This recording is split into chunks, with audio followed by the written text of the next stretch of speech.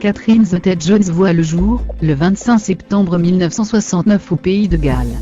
Sa mère est couturière et son père directeur d'une usine de bonbons. Elle est la deuxième d'une fratrie de 3, et a 2 frères. À l'âge de 12 ans, elle monte sur les planches afin d'interpréter Annie dans la comédie musicale éponyme. Par la suite, elle joue dans plusieurs productions théâtrales. Parallèlement, elle quitte le lycée pour s'inscrire dans une école d'art près de Londres. Elle continue de jouer dans des comédies musicales. Peu après, en 1990, elle débute au cinéma en interprétant Scheherazade dans Les 1001 nuits de Philippe de Broca. Revenue en Angleterre, elle rejoint une série extrêmement populaire, The Darling Bull of May, 1991, ce qui lui vaut une certaine notoriété auprès du public anglais. Elle continue d'enchaîner les seconds rôles, et est repérée par Steven Spielberg, qui travaillait à la production du Masque de Zorro. Elle passe le casting pour interpréter le rôle féminin principal et est choisie. Le film est un carton et lance sa carrière à l'international. Dans les années qui suivent, la jeune femme enchaîne les tournages, et est nommée pour la première fois au Golden Globe pour sa performance dans Traffic, 2000.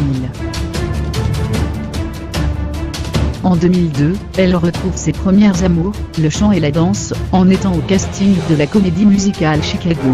Le public est au rendez-vous, et le film reçoit de nombreux prix, dont l'Oscar de la meilleure actrice dans un second rôle pour Catherine Zeta-Jones. Devenue actrice de premier plan, les plus grands réalisateurs font appel à elle. Les frères Coen, Intolérable cruauté, Steven Spielberg, Le Terminal, Steven Soderbergh, Ocean 12.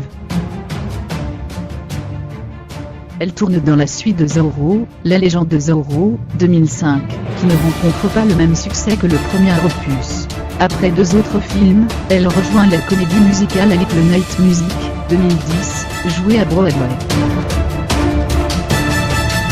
Son interprétation lui permet de remporter le Tony Award de la meilleure actrice dans une comédie musicale.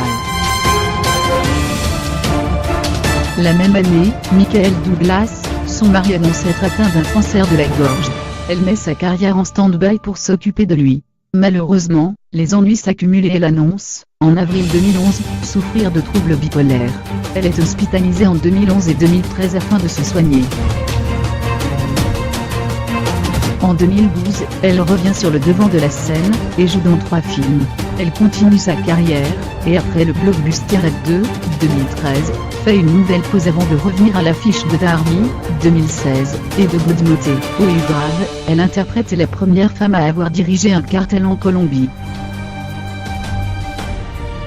Côté cœur, l'actrice, après avoir été fiancée avec l'acteur écossais Angus MacFadyen, rencontre Michael Douglas en 1999. Le 31 décembre 1999, le couple se fiance, il se marie le 18 novembre 2000. Ensemble, ils ont